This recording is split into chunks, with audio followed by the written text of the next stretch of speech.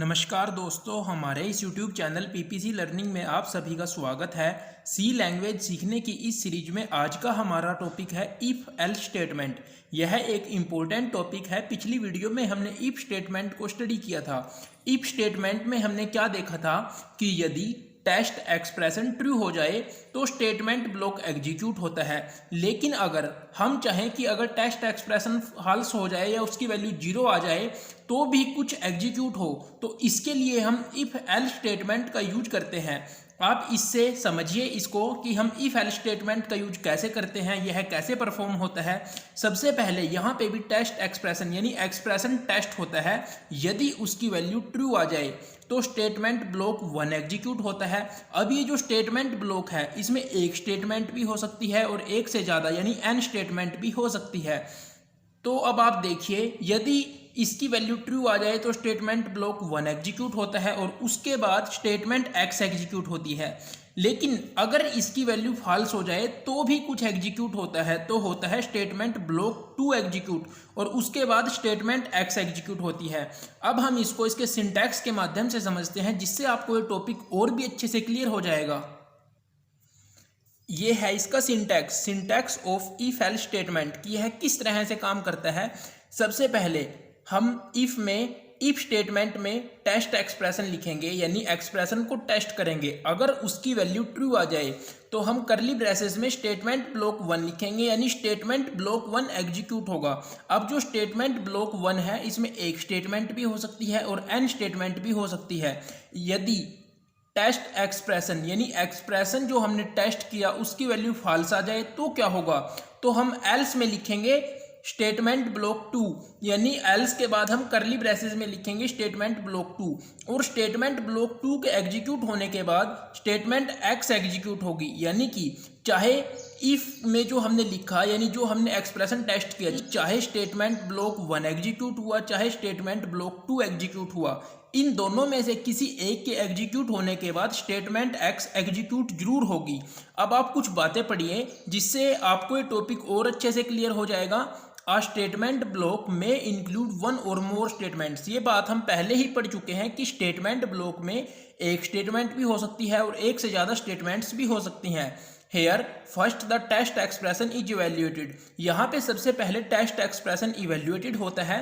अगर उसकी value true आ जाए तो स्टेटमेंट ब्लॉक 1 एग्जीक्यूट होता है और अगर उसकी वैल्यू फॉल्स आ जाए तो स्टेटमेंट ब्लॉक 2 एग्जीक्यूट होता है। यानी अगर उसकी वैल्यू ट्रू आ गई तो स्टेटमेंट ब्लॉक 1 एग्जीक्यूट होगा और स्टेटमेंट ब्लॉक 2 स्किप कर दिया जाएगा। If the expression is false, यदि एक्सप्रेशन को टेस्ट करने के बाद उसकी वैल्यू फॉल्स आ जाए, जीरो वैल्यू आए, तो स्टेटमेंट ब्लॉक 2 एग्जीक्यूट होगा और स्टेटमेंट ब्लॉक 1 इग्नोर कर दिया जाएगा। Now in any case after the statement block 1 और 2 gets executed the control will pass to statement x। ये मैं आपको पहले ही बता चुका हूँ, चाहे कोई सा भी केस हो, चाहे ब्लॉक 1 एग्जीक्यूट हो चाहे ब्लॉक 2 एग्जीक्यूट हो, उन दोनों में से किसी एक के एग्जीक्यूट होने के बाद जो कंट्रोल है वो स्टेटमेंट x पे पास हो जाता है। Statement x is executed in every case. तो हम बोल सकते हैं कि ये जो स्टेटमेंट x है ये एग्जीक्यूट हर एक केस में होगी। हम इसके ऊपर एक प्रोग्राम देखते हैं, program to find whether the given number is even और ओड। आपको एक प्रोग्राम बनाना है जिसमें आपको फाइंड करना है कि कोई नंबर इवन है या कोई नंबर ओड है। तो हम इसको एक सिंपल सी प्रोग्राम की तरह बनाएंगे। शुरुआत इसकी ऐसे ही होगी जैसे किसी सिंपल प्रोग्राम की शुरुआत होती है सी लैंग्वेज में। तो आप यहाँ से देखिए, ये प्रोग्राम यहाँ से इम्पोर्टेंट है। हम एक न्यूम नाम से वेरिएबल बना रहे हैं जिसका डाटा टाइप है इंट। हम प्रिंट करा रहे हैं एंटर नंबर, यानी नंबर को एंटर कीजिए, फिर हम उसको स्कैन करा रहे हैं। अब हम इफ स्टेटमेंट का यूज कर रहे हैं, एक्सप्रेशन टेस्ट हो रहा है। If num modulus 2 is equal to 0। अगर हम किसी भी नंबर को 2 से डिवाइड करें और हमें रिमाइंडर मिले 0 तो वो होता है इवन नंबर। और अगर किसी नंबर को 2 से डिवाइड करने के बाद रिमाइंडर में 0 ना मिले, 0 के अलावा कुछ और मिले, तो वो होता है ओड नंबर। तो अगर हमें जब हम नंबर को जो हमने नंबर एंटर कराया था उसको 2 से डिवाइड करेंगे और उसका रिजल्ट हमें यानी रिमाइंडर हमें मिले 0, तो हम क्या प्रिंट कराएंगे, हम प्रिंट कराएंगे %d is an even number. Else हम प्रिंट कराएंगे %d is an odd number. यानी अगर एक्सप्रेशन को जब हम टेस्ट करेंगे तो उसका रिजल्ट हमें ट्रू मिल जाए,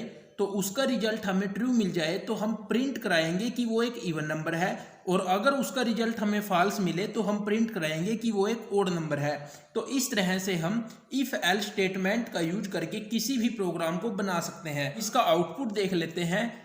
आउटपुट में आएगा एंटर नंबर। हमने प्रिंट कराया था एंटर नंबर, तो हमने नंबर एंटर कराया 4। अब आप बिल्कुल सिंपल सोचिए, अगर हम 4 को 2 से डिवाइड करें तो क्या वो पूरा डिवाइड हो जाएगा? हाँ, तो ये एक इवन नंबर है, यानी रिमाइंडर वहाँ पे हमें मिलेगा 0। जब हम 4 को 2 से डिवाइड कराएंगे तो उसका रिमाइंडर हमें मिलेगा 0, तो ये एक इवन नंबर है, तो रिजल्ट आएगा 4 इज एन इवन नंबर। तो इस तरह से हम इफ एल्स स्टेटमेंट का यूज करके किसी भी प्रोग्राम को बना सकते हैं। इस तरह से हम इफ एल्स स्टेटमेंट को कम्प्लीटली अंडरस्टैंड कर सकते हैं कि इफ एल्स स्टेटमेंट किस तरह से काम करती है। अगर आपको वीडियो अच्छी लगी हो तो वीडियो को लाइक कीजिए, अपने दोस्तों के साथ शेयर कीजिए और हमारे साथ इस वीडियो सीरीज में बने रहिए। थैंक यू, मिलते हैं अगली वीडियो में।